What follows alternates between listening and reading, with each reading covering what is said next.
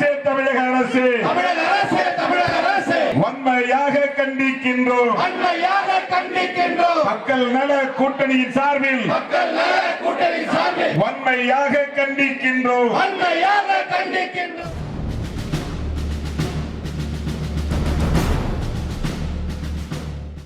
துவரம்பருப்பு விலை உயர்வு, அத்தியாவசிய பண்டங்களின் விலை உயர்வை எதிர்த்து மக்கள கூட்டணி சார்பாக தமிழ்நாடு முழுவதும் மாவட்ட தலைநகரங்களில் இந்த ஆர்ப்பாட்டம் என்பது நடைபெற்று வருகிறது. ஒரு ஆண்டுக்கு 220 லட்சம் டன் துவரம்பருப்பு என்பது இந்தியாவுக்கு தேவைப்படுகிறது. ஆனால் உற்பத்தி ஆவதோ 170 லட்சம் டன் தான்.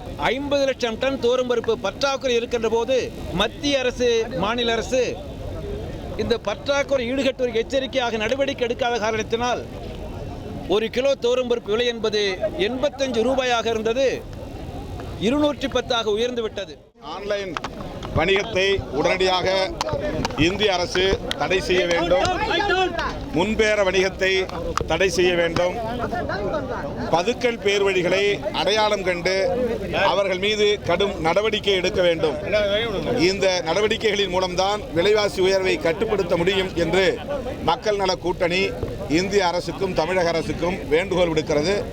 தமிழக அரசு, இந்திய அரசு பதுக்கல் பேர் வழிகள் மீது இதுவரையில் எந்த நடவடிக்கையும் எடுக்கவில்லை என்பது வேதனை அளிக்கிறது.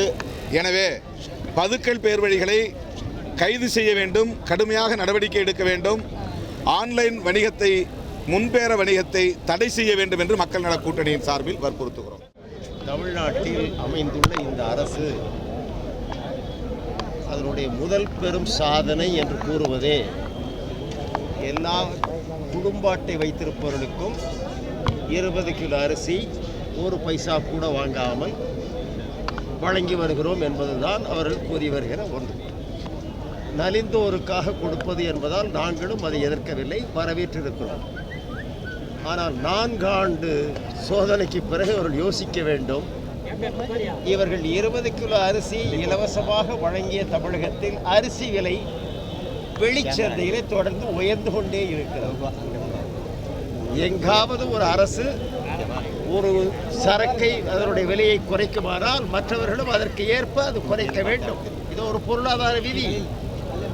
ஆனால் அதற்கு நேர்மாறாக முந்தா நாள் தான் எங்கோ அந்த அரக்கோணத்தில் ரயில் நிலையத்தில் 1 டன் அரிசி நியாய விலை கடைக்கு போக வேண்டியது கைப்பற்றப்பட்டிருக்கிறது.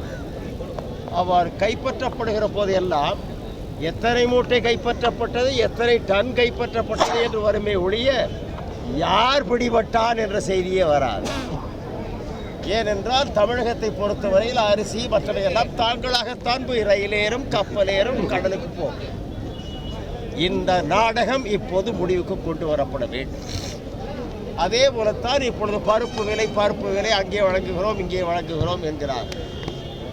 வழங்குவதற்கு நன்றி, மற்றவர்கள் விலையை உயர்த்தக்கூடாது என்று உத்தரவு போடுவதற்கு யார் ஒரு பாடகன் பாடினான் என்றவுடன் தேச பாதுகாப்பு சட்டத்தில் கைது செய்கிறவர்கள் ஒரு அத்தியாவசிய பொருளை மக்களுக்கு வேண்டாமல் வேண்டும் என்றே கொள்ளையடிப்பதற்கு உயர்த்துகிறார்கள் தெரிகிற போது தங்கள் சக்தி முழுவதையும் பயன்படுத்தி, சட்டத்தை பயன்படுத்தி நடவடிக்கை எடுக்க வேண்டாமா?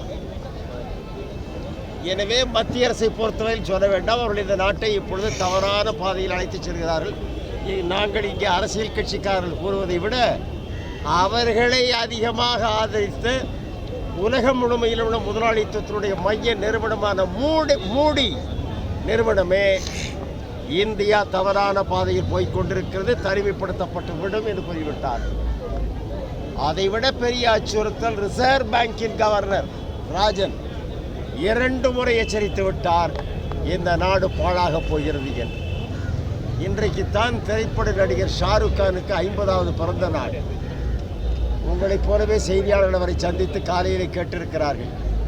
அவர் சொன்னது முதல் அவருடைய பிறந்த நாள் செய்தியாகவே சொல்லியிருப்பது, இந்த நாட்டில் இனிமேல் அமைதியாக வாழ முடியுமா என்ற சந்தேகமே வந்துவிட்டது என்று கூறியிருக்கிறார். சப்னா அஷ்மி கூறியிருக்கிறார், அஜ்மல் கான் கூறியிருக்கிறார். எனவே கலைஞர்கள், நடிகர்கள் ஏற்கனவே விஞ்ஞானி பார்கவா தன்னுடைய பட்டம் அனைத்தையும் தூக்கி எறிந்து விட்டார். அவரோடு 113 விஞ்ஞானிகள் இதுவரையிலே தங்களது பெற்ற பரிசுகள் அனைத்தையும் தூக்கி எறிந்திருக்கிறார்கள். இது தொடருமானால் நாங்கள் ஆய்வு நிலையங்களை விட்டு வெளியேற நேரிடும் என்றும் எச்சரித்திருக்கிறார். இது சாமியார்களின் மிரட்டல் அல்ல, விஞ்ஞானிகளின் எச்சரிக்கை. ஒரு நாடு விஞ்ஞானிகளையும் கலைஞர்களையும் எழுத்தாளர்களையும் இழந்து விடுவானால் என்ன ஆகும் என்பதை அவர்கள் யோசிக்க வேண்டும். எனவே நாங்கள் இதுவரையில் தனித்து நின்று முழங்கி வந்தோம். இப்பொழுது எங்களுக்கு முன்னதாக இந்த நாடே முழங்குகிறது. மேலும் முழங்க வைக்க வேண்டும் என்பதற்குத்தான் இந்த ஆர்ப்பாட்டத்தை நடத்தும்.